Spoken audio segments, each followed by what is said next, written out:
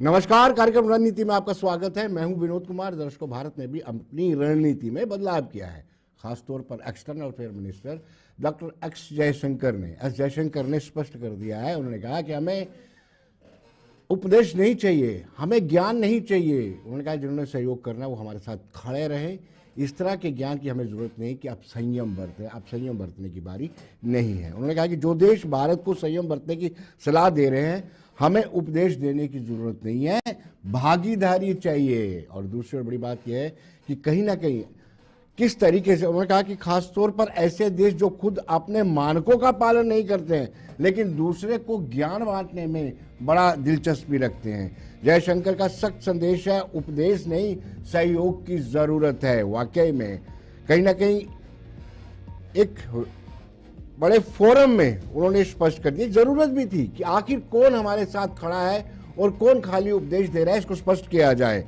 जैसे जिस तरीके से एस जयशंकर ने कहा है, मुझे लगता है कि चीजें बिल्कुल स्पष्ट हैं कि भारत अब इस स्थिति में है कि कहीं ना कहीं जवाब तो देना ही है। पहले देखते क्या कहा है डॉक्टर एस जयशंकर ने। When we look out at the world, Samir, we look for partners. We don't look for preachers. Particularly preachers who don't practice at home what they preach abroad. And I think some of Europe is still struggling with that problem. Some of it is changing. So the issue for us, I mean, in many ways, Europe, I think, has entered a certain zone of reality check. Now, whether they are able to step up to it or not, it's something we will have to see. But from our point of view, if we are to develop a partnership, there has to be some understanding, there has to be some sensitivity, there has to be a mutuality of interest, and there has to be a realization of how the world works. And I think these are all work in progress to differing degrees with different parts of Europe. So some have moved further, some a little bit less. Look, when we look out at the world, Samir, we look for partners. आपने देखा है जयशंकर ने बिल्कुल स्पष्ट तौर पे कहा है कि हमें प्रीचर्स की जरूरत नहीं है, ज्ञान मत बांटिए, साथ में खड़े रहिए, तब हम आपको मानेंगे। मुझे रामधारी सिंह दिनकर की जो राष्ट्रीय कवि थे उनकी एक पंक्ति याद आ रही है, जब नाश मनुष्य पर छाता है, जब नाश मनुष्य पर छाता है, पहले विवेक मर जाता है। पाकिस्तान का विवेक खत्म हो चुका है। देखिए, अल्लाह को याद करते हैं कि अल्लाह मियाँ यहां पर जंग ना हो, ऐसा करो, युद्ध ना हो, अल्लाह मियाँ ऐसा करे कि जब भारत और पाकिस्तान के बीच में युद्ध ना हो, दुआ करते हैं। फिर वही रक्षा मंत्री कहते हैं कि अगर इंडस रिवर पर यानी सिंधु दरिया पर अगर कोई बांध बनाया गया तो वहीं पर हमला करेंगे। यानी विवेक तो खो ही गया है। उनके chief of the army staff गायब है। रात को 3 बजे उठ करके इनको प्रेस कॉन्फ्रेंस करनी पड़ती है, 24 से 36 घंटे के भीतर भारत हमला कर देगा। लेकिन बहुत समय बीत गया, भारत ने हमला, कैसी इंफॉर्मेशन इनके पास रहती है? यानी विवेक इनका चला गया है। जब नाश मनुष्य पर छाता है, पहले विवेक मर जाता है। लेकिन AIMIM के चीफ असदुद्दीन ओवैसी पहलगाम पहुंचे हैं और सीधा संदेश उन्होंने दिया है कि सख्त से सख्त कार्रवाई उन लोगों पे होनी चाहिए। आतंकवाद के खिलाफ जो कार्रवाई भारत कर रहा है, देश की सरकार कर रही है, उसके साथ हम शाना बिशाना खड़े हैं। आइए देखते क्या कहना है ओवैसी का। देखिए, ये तो एक दहशतगर्दाना बुज़दिलाना हमला है और जितना भी उसकी मजम्मत जितनी भी उसकी मजम्मत की जाए बहुत कम है। और हमने देखा कि कैसे पाकिस्तान से आए हुए दहशतगर्दों ने यहाँ पर 26 लोगों की जानें ले ली। और सबसे दर्दनाक और इंसानियत सोच बात यह है कि ख़वातीन को, बच्चों को अलग करके मर्दों से उनका मज़हब पूछना और अगर कलमा नहीं बोल सके तो उनको गोली मारना, ये तो दरिंदगी है। ये तो जाहिर है ये एक बड़ा ही तकलीफ़देह और दर्दनाक वाक़या है और हम इसकी मजम्मत किए हैं और मजम्मत करते हैं। और दूसरा ये कि इससे सबसे बड़ा नुकसान तो कश्मीर के लोगों को हो रहा है, इतना बड़ा टूरिस्ट यहाँ से चला गया। तो अब हम तो ये चाहते हैं कि इसका एक मौसर जवाब हमारी हुकूमत दे। ऑल पार्टी मीटिंग में भी हमने ये बात कही, इसकी इंक्वायरी होनी चाहिए। मैंने मीडिया में पढ़ा है, उनके रिलेटिव्स का बयान पढ़ा है, इसकी इंक्वायरी होनी चाहिए कैसे उनकी मौत हुई है। अबेंस में रखा है ना इसको, ये तो अबेंस में रखा गया है। और यहाँ पर एक न्यूट्रल एक्सपर्ट और कोर्ट ऑफ आर्बिट्रेशन भी मसला चल रहा है। देखिए आगे क्या होता है। तो दर्शकों, आपने देखा कितना सख्त संदेश ओवैसी ने दिया है। ऐसे संदेश एक कहीं ना कहीं सेना का मनोबल बढ़ाते हैं, देशवासियों का मनोबल बढ़ाते हैं। हम चर्चा शुरू करते हैं। Doctor Saket Bihari external affairs के एक्सपर्ट हैं। कर्नल संजीत सिरोही ये रक्षा विशेषज्ञ हैं। कैप्टन अनिल गौड़ रक्षा विशेषज्ञ हैं। कासिफ मीर पत्रकार हैं पाकिस्तान से। कासिफ भाई, आपका सबका स्वागत है हमारे इस कार्यक्रम में। आपने देखा होगा कि किस तरीके से जब मॉक ड्रिल कल फाइनल में, मुझे ये कहा जाए कि कल लास्ट प्रैक्टिस है जो संघर्ष होना है, जो होने जा रहा है। आप डॉक्टर साकेत बिहारी, आप इसको कैसे देखते हैं? काफ़ी आर्थिक तौर पर पाकिस्तान को काफ़ी कमज़ोर कर दिया है। साकेत जी कैसे देखते हैं इसको, मॉक ड्रिल एक्सरसाइज जो कल होने वाली है? ड्रिल एक्सरसाइज तो इम्पोर्टेंट अब हो ही गया है, क्योंकि जैसा कि आपने कहा कि आज का होगा जीवन जय की मरण होगा। ऑलरेडी एक हमले के बाद हम लोगों ने देखा है कि पाकिस्तान ने एक बार फिर से सीज फायर का उल्लंघन किया है, तो इसका तो मुंहतोड़ जवाब देना ही पड़ेगा। इसलिए 244 जिलों में और तकरीबन 259 जगहों पर मॉक ड्रिल चल रहा है, इस बात के लिए कि किस तरीके से अगर कोई जवाबी हमला पाकिस्तान की तरफ से होता है या किसी भी तरीके का रॉकेट वगैरह गिरता है तो लोगों को बचाया जाएगा। लोगों को बचाने के लिए सिविल डिफेंस से संबंधित इंफॉर्मेशन लोगों के बीच में शेयर किया जा रहा है। लोगों को बताया जा रहा है कि आपदा की अगर ऐसी कोई स्थिति पनपती है तो उसमें हम किस तरीके से लोगों को बचा सकेंगे, हम किस तरीके से कहाँ छिपेंगे, कौन सी जगह अच्छी होगी जहां पर लोगों को सुरक्षा प्राप्त हो सकेगा।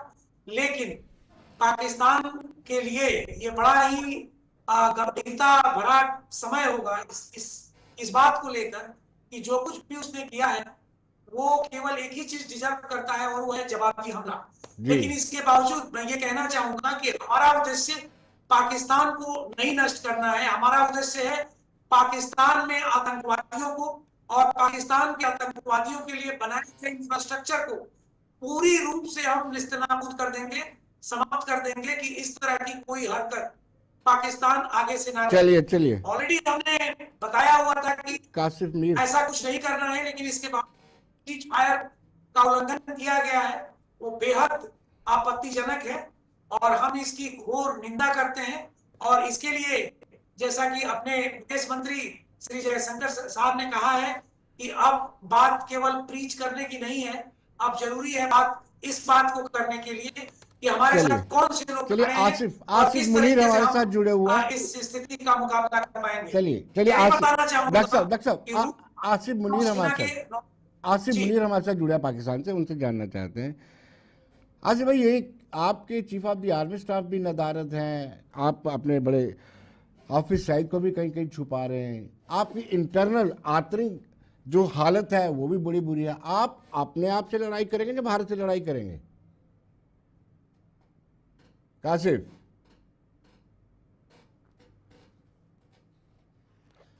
जी, बहुत बहुत शुक्रिया आपका प्रोग्राम में मदऊ करने के लिए। जी देखिए, पाकिस्तान के जो भी अंदरूनी मसाइल हों, माशी मसाइल हों, रोज़गार के मसाइल हों, सियासी अदम इस्तेकाम के मसाइल हों, लेकिन ये मसाइल पाकिस्तान के ज़ाती और अंदरूनी मसाइल हैं। और जब भी पाकिस्तान के ऊपर कोई भी कठिन वक्त आता है तो ना पाकिस्तान के अंदर माशी मसाइल रहते हैं, ना पाकिस्तान के अंदर कोई सियासी अदम इस्तेकाम रहता है। जिस तरह की एक जो वारफेयर की जो धमकियाँ दी जा रही हैं, तो उसके ऊपर पाकिस्तान की 24-25 करोड़ की जो अवाम है वो मुतहद है। और दूसरा, जिस तरह का माशी अदम इस्तेकाम या माशी अदम इस्तेकाम पाकिस्तान के अंदर इंडियन मीडिया प्रोपोगेट करता है, ऐसे कोई बुरे हालात नहीं हैं। मैं पाकिस्तान के कैपिटल के अंदर रहता हूँ। गुज़िश्ता एक साल में जो महंगाई है उसमें खासी कमी आई है। इसके बावजूद भी के चैलेंजेस हैं, और ये चैलेंजेस आपको पता है कि कोविड के बाद पूरी दुनिया में आए। ये कोई खाली पाकिस्तान का लेकिन मसला नहीं है। मुनीर क्यों बिल और में दूसरा घुसे हुए हैं? पाकिस्तान- मुनीर क्यों बिल में घुसे हुए हैं? वो बाहर ही नहीं आ रहे हैं।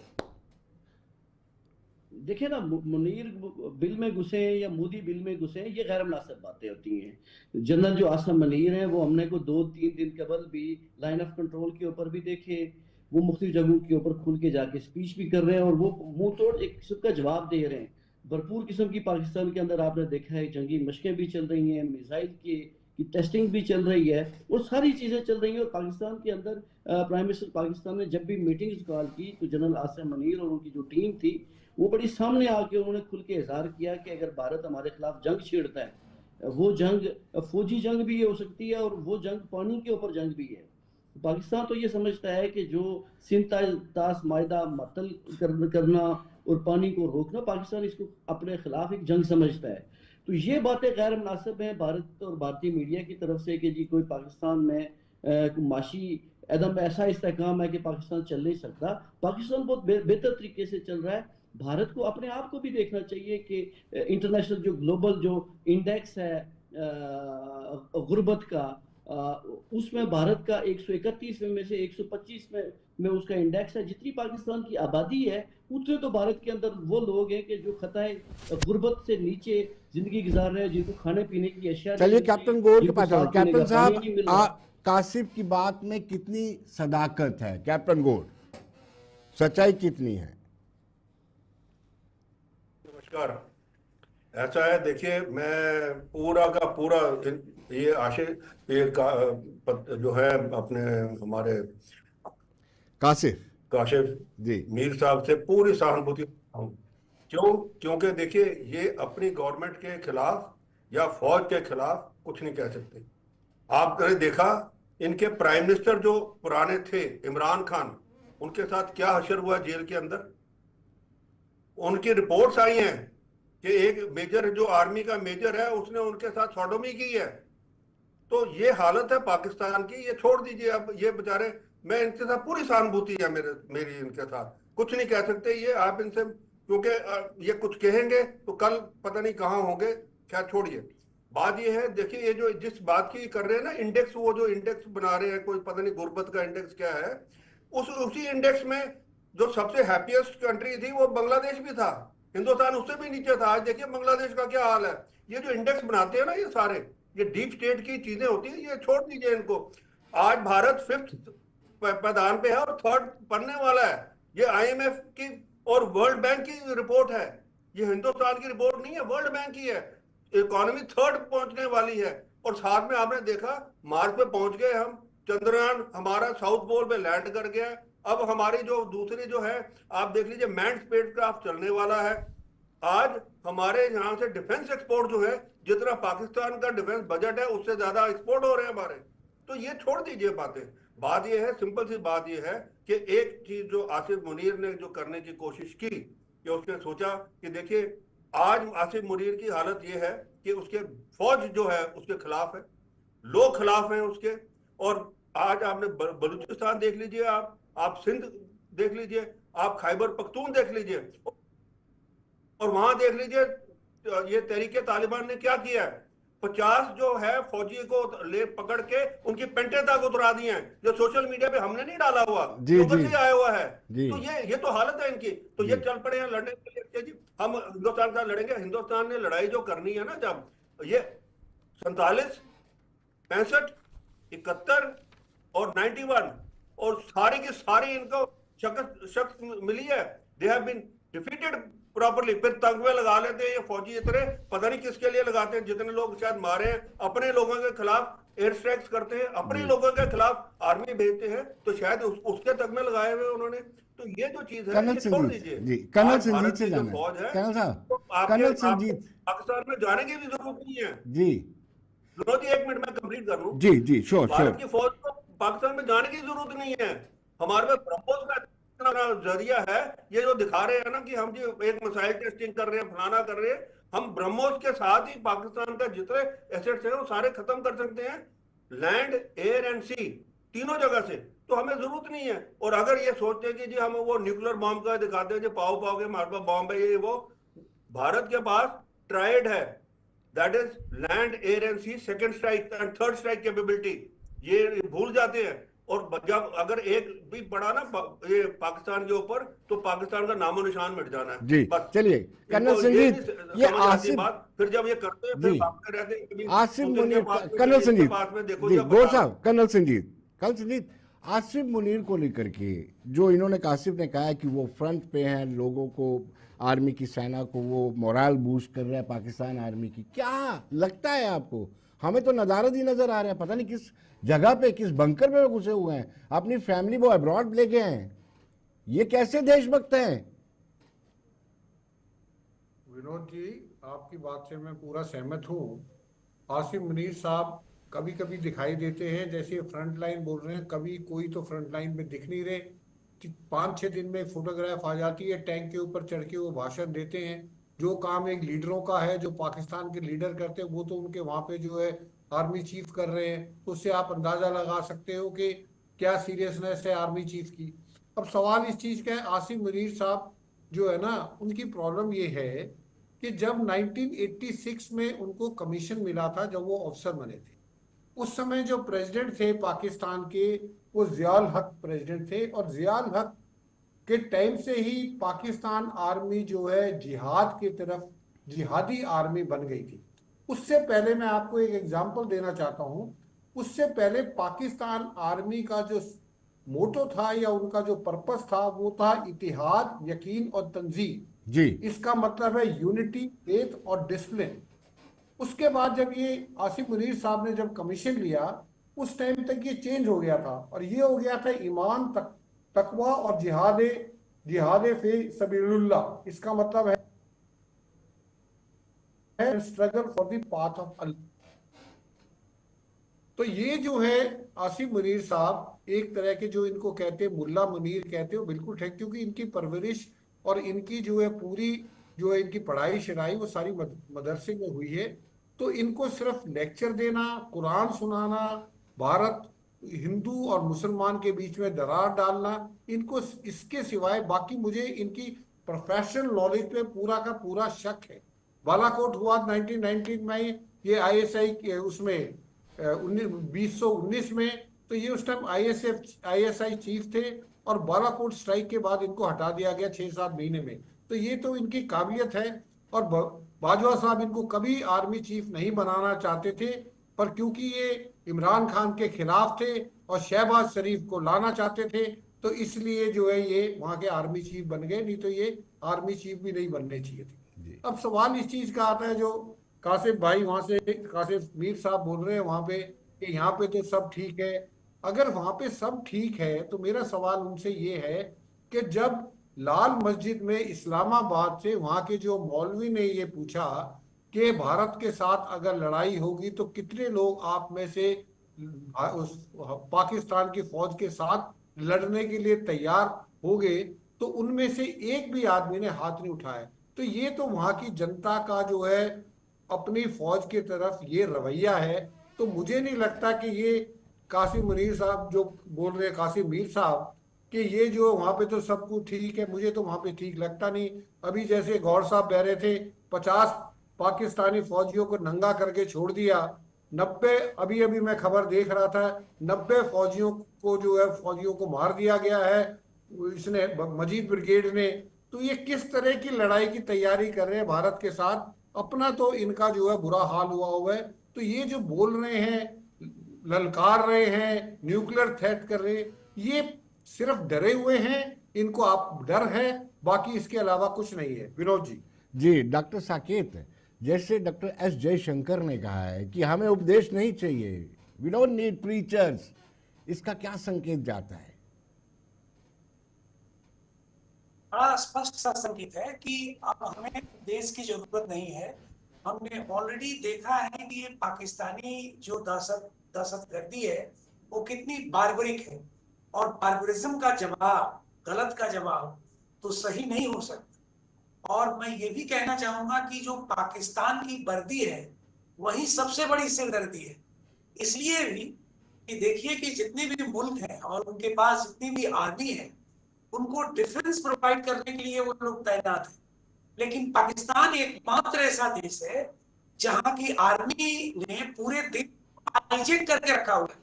और जैसा कि पत्रकार महोदय बता रहे थे, और मुझे आपकी पत्रकारिता पर बड़ा ही, आपके पत्रकारिता को मैं सम्मान करता हूं, लेकिन मैं बताना चाहूंगा कि पाकिस्तान की जो इंटरनल इश्यूज है वो बहुत दिनों तक आप छुपा के नहीं रख सकते। अब 2-4 चीज मैं आपको गिनाना चाहूंगा। अब देख लीजिए, पाकिस्तान का जो टोटल इकोनॉमी है, तकरीबन 47% आपकी जो इकोनॉमी है वो बाहर से बहुत है, नंबर 1। नंबर 2 देखिए कि आपके जीडीपी की जो रफ्तार है वो 3% की है, और जो आपने कर्जा लिया है उस कर्जे के इंटरेस्ट का जो आउटले है वो 5% का है। जी। तो चाहे आप कुछ भी कर लें, देर सवेर आपकी स्थिति ठीक होने वाली नहीं है। और तीसरी बात मैं ये कहना चाहूंगा कि आप इन्फ्लेशन रेट है वो भी तकरीबन 7.5% के आसपास का है, जो काफी है। मतलब आपकी जो मनी है पहले की तुलना में उसकी वैल्यू काफी नीचे गिर चुकी है। और मैं आगे भी कहना चाहूंगा कि जो भी आपका शेयर मार्केट का जो आपका साइज है ना सर, अगर रिलायंस का 20% हम सेल आउट कर दें तो पूरे आपके शेयर मार्केट को खरीद सकते हैं। ये स्थिति है। अब इस तरीके के योद्धा से, इस तरीके के लोगों से अगर आप लड़ने की बात करते हैं, अगर दहशतगर्दी आपके देश के लोग मचाने की कोशिश करते हैं, आप खुद सोचिए कि आप किस रास्ते में जा रहे हैं। ये शायद डॉक्टर एस जयशंकर साहब ने ठीक ही कहा है कि अब प्रीचिंग का टाइम नहीं है, अब एक्शन का टाइम है। लेकिन मैं इसमें एक लाइन और जोड़ना चाहूंगा कि हमारा दुश्मनी पाकिस्तान के लोगों से नहीं है, हमारी दुश्मनी वहां पर रहने वाले लोग जो दहशतगर्दी मचाते हैं उनसे है, जो दहशतगर्दों को आपने इंफ्रास्ट्रक्चर मुहैया कराया है, उन सारे इंफ्रास्ट्रक्चर को नष्ट करना है। और मैं तो यहां तक कहता हूं, पूरे वर्ल्ड कम्युनिटी से मैं अपील करता हूं, यूएन से विशेष रूप से अपील कर रहा हूं कि न केवल वहां के दहशतगर्द वाले जगहों के इंफ्रास्ट्रक्चर को नष्ट किया जाए, पूरे के पूरे सिस्टम को, पूरे पाकिस्तान को सर्विलेंस पे लिया जाए कि वहां पर किस तरीके से क्या चीजें चल रही हैं, जिससे ये इस तरह की ताकतें जो है पनप रही हैं। मैं बताना उचित समझता हूं कि पूरे विश्व के मानचित्र पर आप जहां भी दहशतगर्दी से संबंधित कोई भी घटना होता है, मुझे कहने में इसलिए अफसोस हो रहा है कि पाकिस्तान अपना एक पड़ोसी मुल्क है, आप ही का नाम आता है कि कहीं ना कहीं पाकिस्तान के ही दहशतगर्दों ने इस तरीके के हमलों का अंजाम दिया है, जो कि गलत है। अगर हम पाकिस्तान को आज करेक्ट करेंगे इंटरनली, जिसके लिए आप कह रहे थे कि पाकिस्तान तो इंटरनली बिल्कुल फिट है, लेकिन देखिए जब घाव पक जाता है तो घूम फिर कर मवाद तो बाहर आता ही है और लोग देखते ही हैं। इसलिए मैं चाहूंगा कि पाकिस्तान अपने इंटरनल डायनामिक्स को ठीक करे, दहशतगर्दी को पूरे तरीके से वहां से समाप्त करे, लेकिन इस तरीके की प्रीचिंग खुद दी जा चुकी है, अब टाइम है एक्शन का।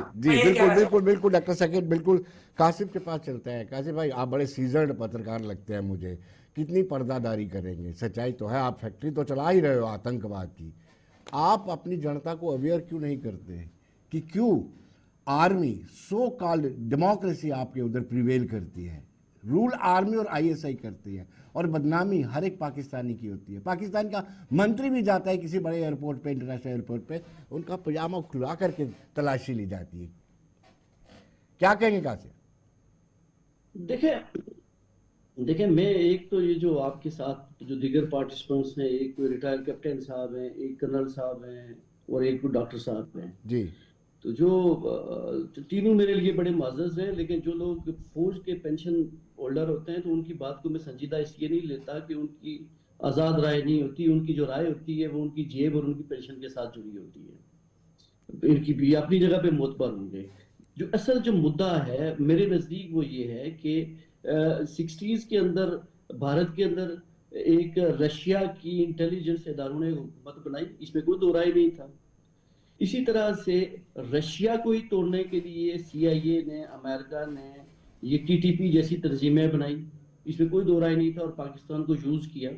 मुझे इसमें कोई दिक्कत नहीं है इसको कहने में कि पाकिस्तान को डॉलर्स के एवज पाकिस्तान की उस वक्त की हुकूमतों ने तालिबान और इस तरह के जत्थों को सपोर्ट किया रशिया को तोड़ने के लिए, और वो जो जत्थे थे वो तालिबान की तरह की, वो पाकिस्तान के गले पड़े और अगले 30-35 साल तक पाकिस्तान के अंदर जितनी भी दहशतगर्दी की कार्रवाइयां हुई तो ये वैसे ही ग्रुप्स ने की जो मुख्तलिफ जाती ग्रुप्स थे या अस्करी ग्रुप्स थे, इसमें कोई दो राय नहीं कि ये पाकिस्तान के अंदर हुआ। और आज इसके ऊपर बड़ा खुल के क्रिटिसिज्म हो रहा है उन पॉलिसियों के ऊपर जो जनरल ज़िया की थी या जो उस वक्त के हुक्मरानों की थी कि जिन्होंने एक अस्करी जत्थों को सपोर्ट किया, वो जिस मकसद के लिए भी किया, लेकिन उसका नुकसान बिलाखिर पाकिस्तान को भी हुआ लेकिन और बाकी अब पहलगाम करवाने की क्या जरूरत लेकिन थी? मैं इसका पार्ट 2 भी कहता हूं। कासिम भाई, पहलगाम करवाने की क्या जरूरत थी? क्या आन पड़ी थी जरूरत? एक्सटेंशन चाहिए थी, मुल्ला मुनीर को एक्सटेंशन चाहिए थी। देखिए, पार्ट 2 इसका ये है कि जिस टीटीपी को के खिलाफ पाकिस्तान आज लड़ रहा है, पाकिस्तान की फौज लड़ रही है, जिन अस्कियत पसंदों के खिलाफ लड़ रही है, उसको बदकिस्मती से भारत जैसा एक बड़ा मुल्क जो अपने आप को जमहूरियत का एक बड़ा चैंपियन कहता है, एक माशी तौर पे उभरता हुआ मुल्क है, तो वो ऐसे जत्थों को अफगानिस्तान के जरिए टीटीपी को पाकिस्तान के खिलाफ, बीएलए को पाकिस्तान के खिलाफ यूज कर रहा है और रा और जो दीगर इदारे भारतीय जो स्टेट है वो यूज कर रही है। मैं ये समझता हूँ कि जो गलती 90s में पाकिस्तान ने की आज भारत कर रहा है, और ये वो सांप हैं कि जिन्होंने पाकिस्तान को डसते हुए नहीं छोड़ा। तो वो सांप अगर भारत ये गलती करेगा तो ना आपके यहाँ माशी इस्तेकाम रहेगा, ना सियासी इस्तेकाम रहेगा, बल्कि आपके यहाँ 10 नई रियासतें बनवा के छोड़ेंगे ये अस्कियत संजते। तो इस चीज को संजीदगी से आप भारतीय आवाम को भी देखना चाहिए, भारत के मीडिया को भी देखना चाहिए। मोदी साहब का टाइम गुजर जाएगा। जो एक पिछले 10-12 साल में आपके यहाँ एक जो मीडिया डैमेज हुआ, एक आजाद ख्याल मीडिया डैमेज हुआ और अब सारा मोदी और गोदी मीडिया बना है, आपने आजाद ख्याल लोगों को, दानश्वरों को छोड़ दिया है, वो गुफ्तगू नहीं कर सकते आपके यहाँ। आप किनको दानश्वर कह रहे हैं अभय राय जी? और बारीक बीनी से लेना चाहिए जी। कैप्टन गोल्ड कह रहे हैं कि ऐसे हालात रहे तो भारत विभाजित हो जाएगा। जी कैप्टन साहब। मैं क्या कहूँ, इनको वरिष्ठ पत्रकार हैं पाकिस्तान के, मैंने पहले ही कहा था कि मेरी पूरी सहानुभूति है इनके साथ में, क्योंकि ये उसके खिलाफ कुछ बोल नहीं सकते।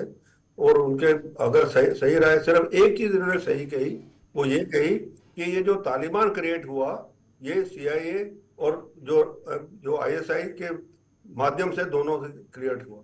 और इसके बाद में जितने जनरल थे इनके, जितनी फौज थे, वो सारे जाके उस गोद में बैठ गए, क्योंकि उनको पैसे आ रहे थे अमेरिका से, तब तक चलते रहे वो आराम से, और उन्होंने ही क्रिएट किए सारे। और फिर जनरल जियाउल हक जब आए तो उन्होंने कहा यार हिंदुस्तान से कन्वेंशनल वॉर तो जीत नहीं सकते, सारी लड़ाइयां तो हार गए। अब एक वॉर ऑपरेशन टोपैक शुरू किया उन्होंने, जो था वो था 1000 कट्स, कि हम जिहादी तैयार करेंगे। यहाँ पे ऑलरेडी जिहादी है हमारे पास, वहां पे रश्तन चले गए, वो जिहादी बैठे हुए थे वेले, उनको कहा जी हम इनको भेजते हैं। और जो 90 के दशक से जो खेल रचा वो सबको पता है।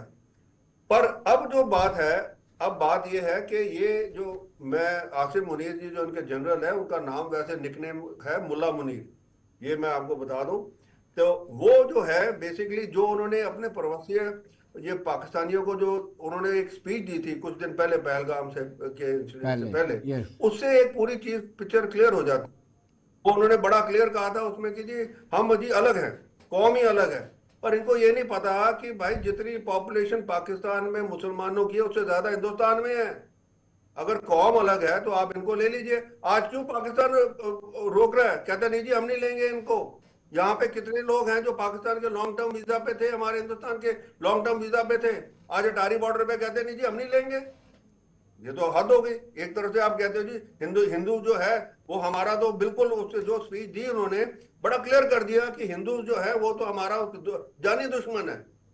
तो भाई जानी दुश्मन के घर में क्यों बिठाया हुआ आपने, इसको ले लीजिए अपने घर में बिठाओ। दूसरी बात जो चीज ये है, जो ये इनका कहना है कि जी हिंदुस्तान ये कर रहा है, हिंदुस्तान ये कर रहा है, हिंदुस्तान वो कर रहा है, ये भूल जाते हैं एक चीज, जो भी पाकिस्तान के अंदर जो सारी चीज है ये इनको भी पता है, बड़े क्लियरली पता है, सारी दुनिया को पता है पाकिस्तान कौन चलाता है, ISI और फौज। आज पाकिस्तान की फौज जो है उसको कोई वो नहीं है कि लोग क्या भूखे मरेंगे या कुछ मरेंगे, उनको अपना है। पाकिस्तान की फौज कम है, एक कॉर्पोरेशन ज्यादा है। आप देख लीजिए जितने जनरल हैं उनके, उनके पास फार्म हाउसेस, उनके पास खेती बाड़ी का है, उनके पास बिजनेस है, विदेशों में मॉल्स मकान है, है, सब कुछ उनके पास है। इन्वेस्टमेंट और विदेशों में है, हाँ जी, इन्वेस्टमेंट विदेशों में, मकान बिल्कुल। विदेशों और में, जो बच्चे अब विदेशों में, परिवार विदेशों में। कैप्टन साहब आपको रोकूंगा, लौटते एक छोटे से भेज ब्रेक के दिया, बाद। कैप्टन साहब भेज दिया। आपको ये रोकूंगा, लौटते एक छोटे से ब्रेक के बाद, बने रहिए।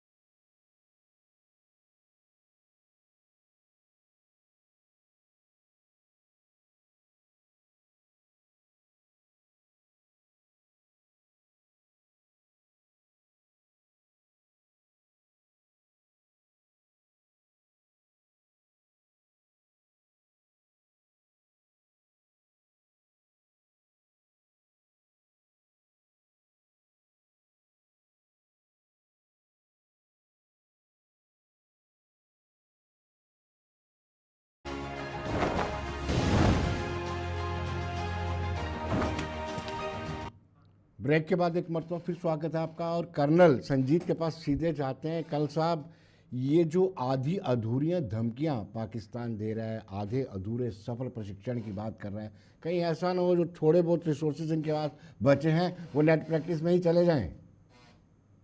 कर्नल संजीत। बिल्कुल राजेश जी, ये सबसे बड़ी समस्या मुझे लग रहा है पाकिस्तान के साथ यही होगी कि जब वक्त आएगा, अभी तो ये जो है वो भेड़िया वाली कहानी है कि भेड़िया आ गया, भेड़िया आ गया।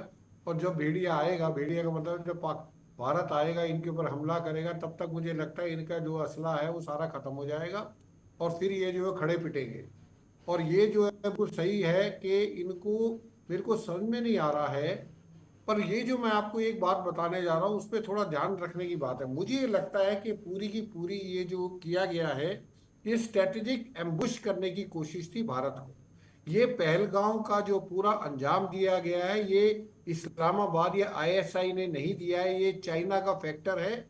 और इसको हमको बड़ी गंभीरता से लेना चाहिए कि ये जो पहलगांव में हमला हुआ है, ये चाइना के इनिशिएटिव पे हुआ है। और चाइना चाहता था स्ट्रेटेजिक एम्बुश करना भारत को, कि जैसे ही पहलगांव का हमला होगा, पहले मुनीर साहब स्पीच देते हैं, 22 तारीख को पहलगांव का हमला होता है, उसके बाद जो इन्होंने वॉर गेमिंग करी थी, उसमें इन्होंने ये सोचा था कि भारत जो है इमीडिएट एक्शन करेगा, इमीडिएट लड़ाई लड़ेगा। उस लड़ाई के लिए, स्मॉल स्केल लड़ाई के लिए, बड़ी स्केल के नहीं, स्मॉल स्केल लड़ाई के लिए पाकिस्तान आर्मी तैयार थी। और वो अभी भी जो है स्मॉल स्केल चाहती है, इसीलिए 11 दिन से सीज फायर का वायलेशन हो रहा है।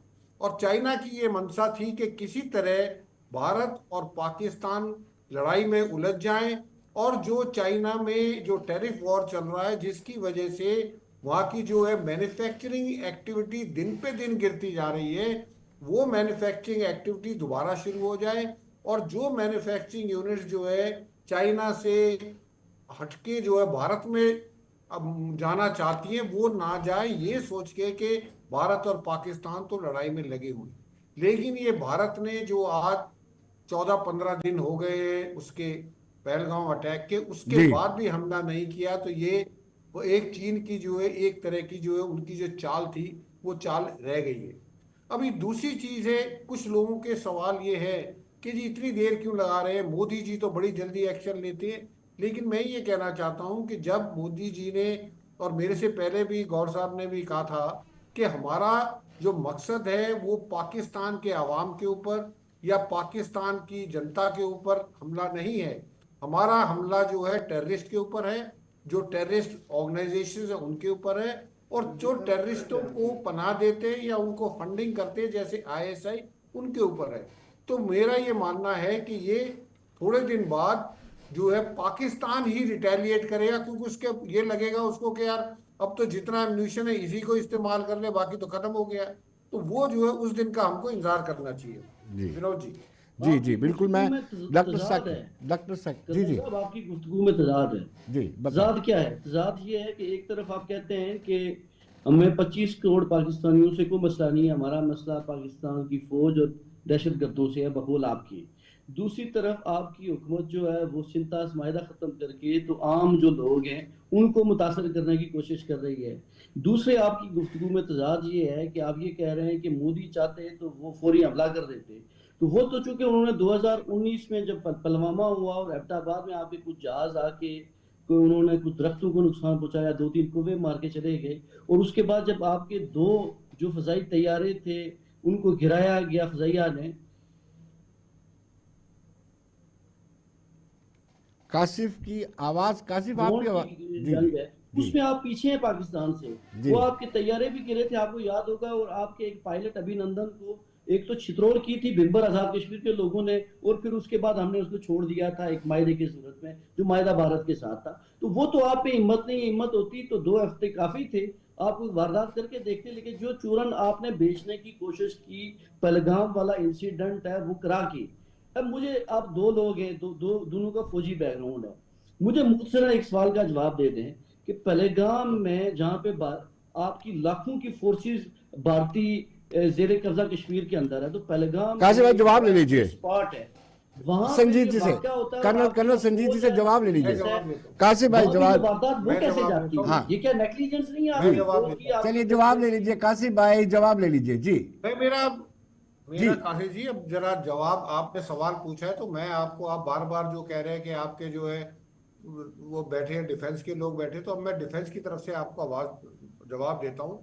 पहली बात तो आपने ये जो कहा था कि जी ये तो मजबूर है क्योंकि इनकी पेंशन के ऊपर बैठे हुए हैं। पहले तो मैं आपको बता दूं कि हमारे यहाँ पेंशन जो है गवर्नमेंट या आपकी फौज डिसाइड नहीं करती, हमारी पेंशन एक एंटाइटलमेंट है और वो सबको मिलता है। आज तक किसी ने कोई ऐसा नहीं है कि जिसको पेंशन ना मिली। तो ये पेंशन आपके यहाँ होता होगा कि बंद हो सकती है ना गवर्नमेंट के खिलाफ, एक मिनट आप बात सुने, बंद तो हो सकती है। हाँ नहीं सुनो, बंद नहीं हो सकती, हमारे यहाँ नहीं हो सकती बंद। ये चीजें सब पाकिस्तान में हो सकती है। आपके पूर्व प्राइम मिनिस्टर के साथ क्या हुआ है वो अभी जो है कैप्टन साहब ने भी बताया है, उसमें जो आपको वो उन चीजों पे ध्यान रखो। अब मैं आपको बताता हूँ, आप ये कह रहे हो जी इतनी फौज बैठी है पहलगाम में, अगर वहां फौज बैठी होती तो ये हमला नहीं कर पाते। आप में इतना दम नहीं है, ना आपकी फौज में ना आपके टेररिस्टों में, कि वो जो फौज के होते हुए हमला कर ले। अगर वहां फौज होती तो आपके जो टेररिस्ट हैं उनकी हिम्मत ही नहीं होती वहां आने की, और अगर कर भी देते तो वापस नहीं जाते। तो हमारी फौज के ऊपर जो है उंगली उठाने की जरूरत नहीं है। आप जो है, आपके मुनीर साहब ये कह रहे हैं कि हमको आने वाली पुश्तों को बताना चाहिए कि पाकिस्तान कितना बड़ा देश है। मैं कह रहा हूं मुनीर साहब को, कल मैं बलूचिस्तान के एक लीडर को सुन रहा था, वो उनकी बातें कितनी सही बोल रहे थे कि मुनीर साहब को ये बताना चाहिए, ये भी बताना चाहिए आने वाली नस्लों को कि 1971 में 93,000 सोल्जर्स ने पाकिस्तान के, जिसमें जनरल नियाजी भी इन्वॉल्व थे, और कितने जनरलों ने भारत की फौज के सामने अपने हथियार रख दिए थे जी। और आज तक उनकी पेंटें यहाँ पे भारत में टंगी हुई हैं। तो ये फौज के ऊपर आप जो है इल्जाम मत लगाइए। हम आपको अभी भी कह रहे कासिम हैं, मीर, आपको हमारा जवाब झगड़ा देना है। किसी से नहीं। काजी भाई, आपको जवाब देना है। देखें, मैं तो मैं ये कह रहा हूँ, मुनासिब और खिलाफ अकायद फौज जो तो गुफ्तगू है, आपकी फौज को, उसके ऊपर को क्या आप तबसरा जो है करो एक एक साबिक पत्रकार प्राइम हैं, मिनिस्टर के ऊपर आप ये सिर्फ झूठा पत्रकारी के प्रोपेगेंडा बारे में भारतीय जानते मीडिया हैं, कर फौज रहा के है, बारे में उसका नहीं मैं कोई जवाब नहीं दे जानते। सकता। आपने सुना है, मैं फौज में 35 साल रहा हूँ, मुझे पता है 1948, 1965, 1971 और 1999, ये 4 चीजें आपको याद रखनी चाहिए और आने वाली पुश्तों को बताना कि भारत फौज ने आपकी फौज के साथ क्या किया था।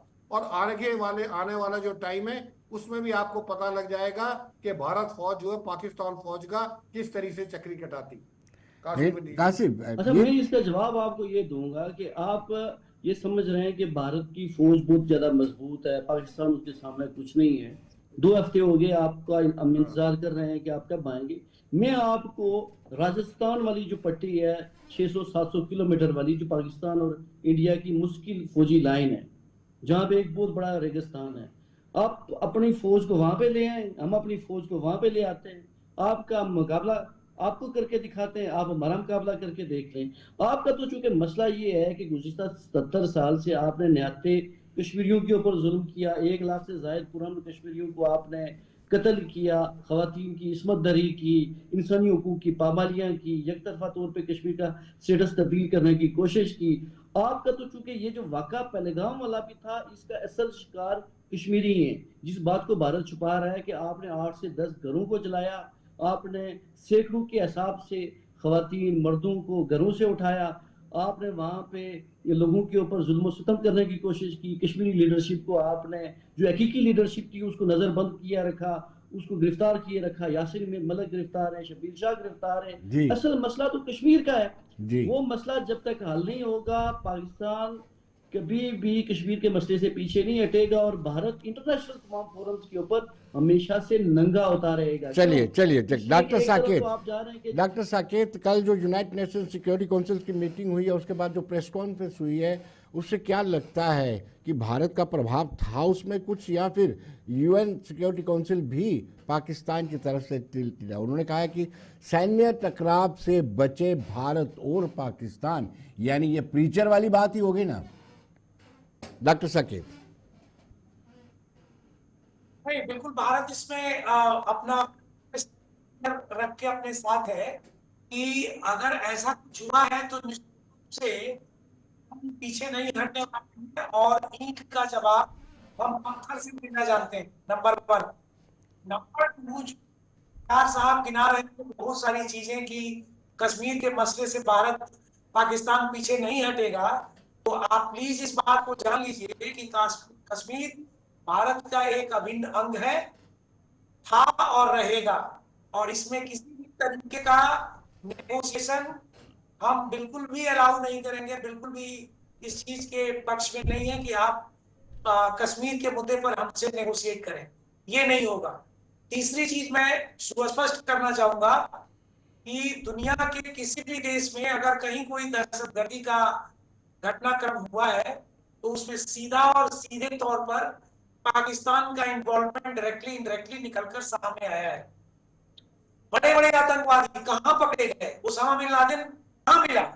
अफगानिस्तान में, अमेरिका में, यूरोप में, पाकिस्तान में।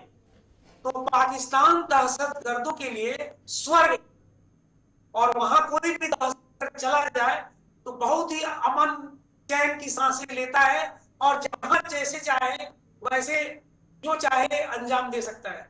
क्या इसका इस मुझसे तरीके की मुख्तसर जवाब ले एक्टिविटी इसके ऊपर मुझसे एक जवाब हम इस चित्र पर अलाउ होने देंगे? इसलिए मैं अपील करता हूं पूरे विश्व के देशों से कि पाकिस्तान को निश्चित रूप से आर्म्ड स्टेट का दर्जा दिया जाए। ऐसा राष्ट्र जिसकी कोई क्रेडिबिलिटी नहीं है। आप कहते कुछ, करते कुछ है। आप आज कुछ कहते हैं, कल कुछ और करते हैं। आज 12वें दिन भी आपने सीज फायर का उल्लंघन किया।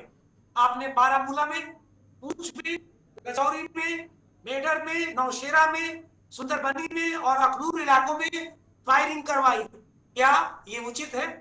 आपने ऑलरेडी इन तमाम चीजों को आप देख रहे हैं कि कैसे लोगों का नुकसान हुआ है। लोगों से धर्म पूछा जाता है, कहा जाता है कि कलमा पढ़ो, अगर कलमा नहीं पढ़ा तो तुरंत आप उसको फायर कर देते हो। ये उचित है क्या? ये यही 21वीं शताब्दी का ये विश्व है जिसमें हम लोग रहते हैं? हम लोगों ने प्रॉमिस किया था, भारत में जो कन्वेंशन हुआ था, हमने प्रॉमिस किया कि एक धरती, एक फैमिली और एक भविष्य।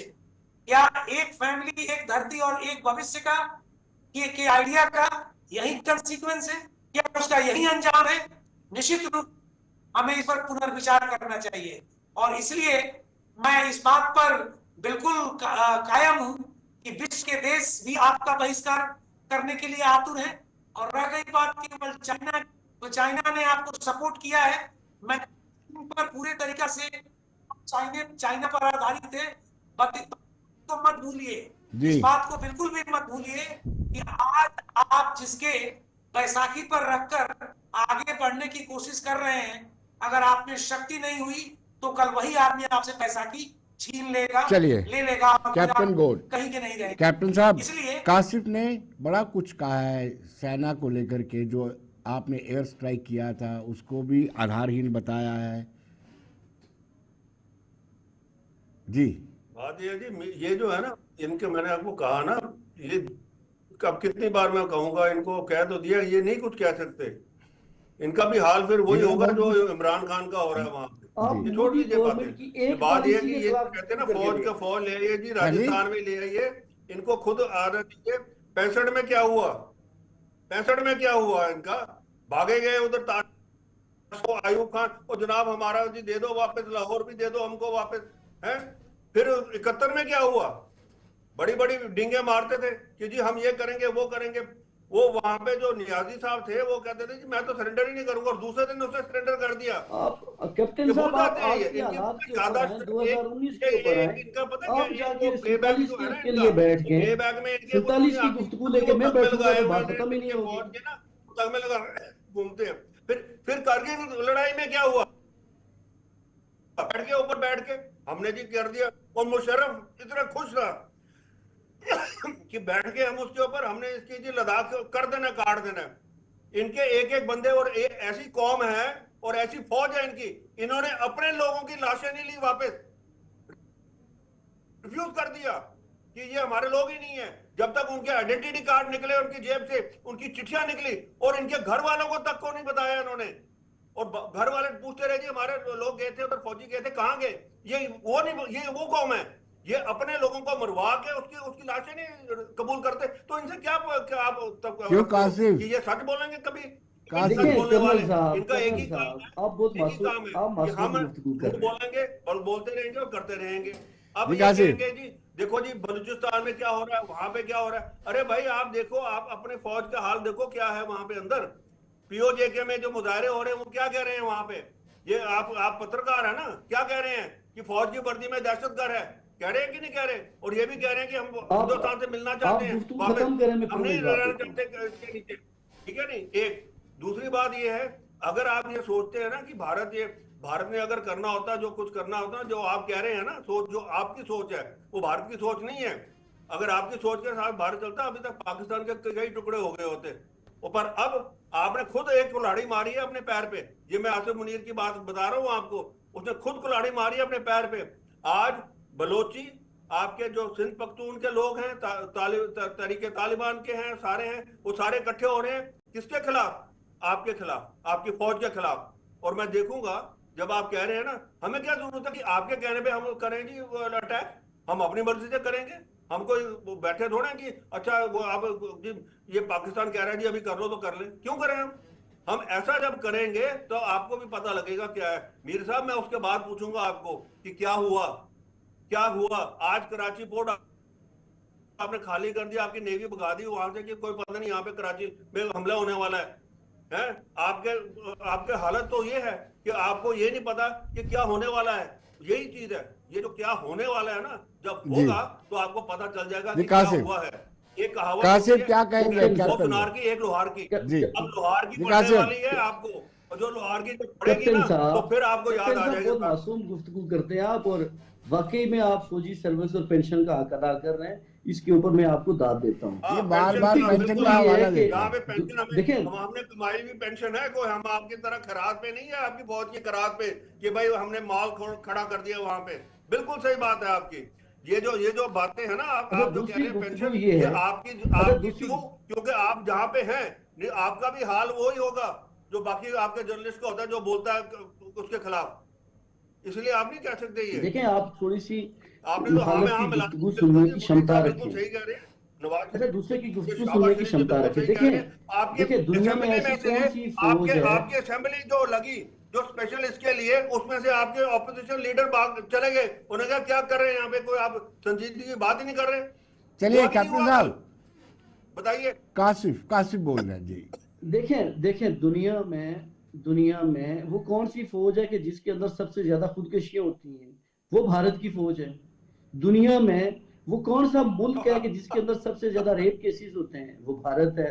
दुनिया में हाँ, गुर्बत वो के भारत है, इंडेक्स में, वो भारत है, भूखमरी के बिल्कुल इंडेक्स बिल्कुल। में वो कौन सा पाकिस्तान के मुल्क है? अंदर वो भारत माइनॉरिटीज है। को आपने 27% से आप 1% कर हमारे दिया, साथ वो नहीं है, छेड़छाड़, बिल्कुल आपका सही है। मुकाबला ही नहीं बनता। आपने एक जाली किस्म की अपनी मैशियत बनाई हुई है, एक जाली किस्म का अपना डिफेंस बनाया हुआ है।